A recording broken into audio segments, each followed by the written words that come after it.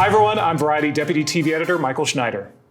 And I'm Variety Co-Editor-in-Chief Cynthia Littleton. And welcome back to Awards Circuit. We're talking about the SAG nominations, and Cynthia, Comedy Ensemble, probably my favorite category because I just love these shows this year. It's going to be a hard one to pick from because you've got some favorites like Ted Lasso returning, and then you've got newbies like Only Murders in the Building. It is not a new thing to say about the comedies, but it still strikes me that every one of these shows expand the definition of what we would have traditionally called a comedy.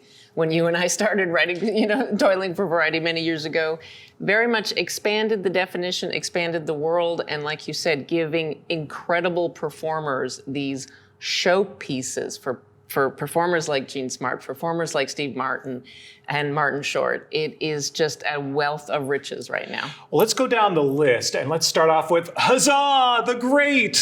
You're calling yourself the Great? Of course. Seems arrogant. It is if you're not great. If you are, it is just calling things what they are. Elle Fanning is back. She's also nominated, actually, female actor in a comedy. Nicholas Hoult was not nominated, but he's still obviously in the mix for Ensemble.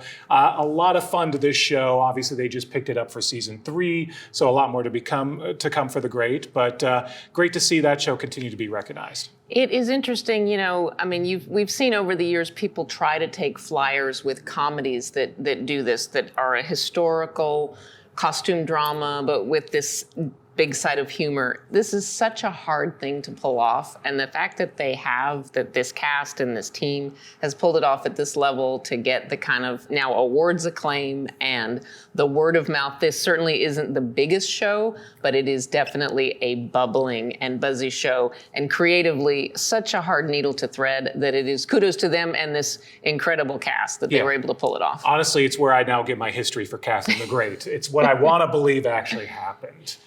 We learn everything I know is from TV, basically. Yeah, absolutely. We learn so much. Absolutely. And I learned, for example, that Jean Smart continues to be a national treasure. So Hacks, obviously recognized in the ensemble space. 2,500 shows. What do you have to say? Well, I'll tell you what I have to say. Eat your heart out, Celine! Jean Smart as well, recognized as a female actor in a comedy. But this entire cast just killed it in that first season. It was so funny because it was one of those shows, there were a lot of people in it in the first 1 or 2 episodes. It's like, wait, what's going on? Who's here? And by 3 or 4 or 5, you know these people, these are people you want to spend time with, and the development of those interpersonal relationships just make those characters come alive. Yeah. Hacks came out of nowhere. It was a huge hit. It was the show that HBO Max needed at that moment to become a legit player in awards. And it was kind of just the comedy America needed in the summer of 2021. And Jean Smart, that character was just so unrelenting and just reflected our crazy world in a perfect way. Obviously, this ensemble, Hannah Einbinder, you needed someone who really could play opposite Jean Smart. That's not easy to do. And so for this fresh face to come on and be able to hold her own against comedy royalty like Jean Smart was incredible,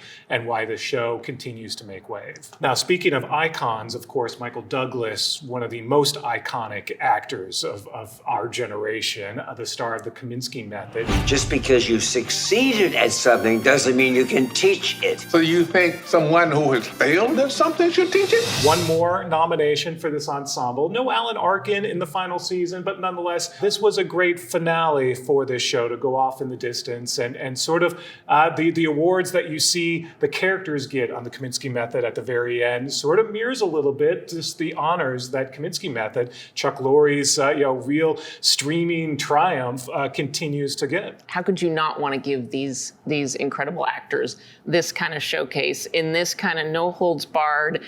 This is a show about old guys getting older in a very vicious modern world, and it pulls no punches, and you just know that Chuck Lorre loves writing it, loves being able to address this in a streaming world. These are not the kind of things that he could do on a CBS comedy, but we're in a world now where he can have this very successful lineup of sitcoms and this almost confessional type of a show that is just an incredible showcase for not only Douglas and Alan Arkin, but also people that should have that kind of incredibly long-lived careers, and the Kominsky method is just a treat. Now we're talking about old guys, and I don't mean that negatively. I'm an aging person as well, but nonetheless, I mean the genius of Steve Martin and Martin Short, and then combining them with Selena Gomez. Only Murders in the Building was one of the treats of 2021. I got in the elevator with these two weirdos. Then Tim got in the elevator. Approximately 12 minutes from now, I will be murdered. It was just so much fun to watch, the murder mystery at the heart of it, the comedy between these three interplaying with each other. And then you had Nathan Lane, you had so many other great actors pop in as well. This was just such a fun show. I cannot wait for season 2. At a time when a lot of incredible New York actors had a lot of downtime because everything was shut down, this show just had an embarrassment of riches. The genius of this show is Steve Martin, Martin Short. You knew that was money, but the scoop of Selena Gomez on top and in the mix, that's the lightning in a bottle that makes this show so fun and is, again, something that truly, it's hard to do in TV these days, but it does bridge the gap of generations of, people that fans of Steve Martin and Martin Short and Selena Gomez may not have always been in the same concentric circles, but they are now. And then, of course, that brings us to the Emmy winner, the sort of 100-pound gorilla right now out there, Ted Lasso. All right, let's go kick their butts. Butts on 3. Works for me. 1, 2, 3. Butts! Jason Sudeikis won the SAG Award last year, but Ted Lasso didn't win. So it's in the hunt this year for ensemble. But that ensemble, I mean, again, we're talking about great ensembles, but this is one where everyone seems to get recognized, not just Jason Sudeikis, but Hannah Waddingham, Juno Temple, Brett Goldstein, Nick Mohammed. I mean, the list goes down of just that talent that this show is just dripping with. Ted Lasso is now one of those shows that it's won everything. It's nominated for everything. It's nominated 10 times for everything. And it's so out there, and you're always talking about it, and yet they deserve every bit of it. Jason Sudeikis have all the accolades are absolutely deserved. Lasso is both a singular performance by him in a role of a very, very complicated man who actually doesn't have a gun in his hand, is not piloting a $1 million sports vehicle, but is just actually a human being dealing with life. That is a tough needle to thread, and they do it beautifully. And the setting that they bring that home with the British actors and the kind of fish out of water has been well loved. All that love is just absolutely deserved. It's going to be a tight race. Do you have a pick? If I was voting purely for what I needed in the moment at that time, I would have to say Hacks, which I think I devoured it in a day, basically. Yeah. I could see Hacks. I could see Ted Lasso finally coming in and winning the SAG, or Only Murders could surprise as well. But honestly, I wouldn't be shocked if any one of these won the SAG Ensemble. And I think that does it for this segment. Thanks so much, Cynthia. Thank you, Mike. We'll see you next time on Award Circuit.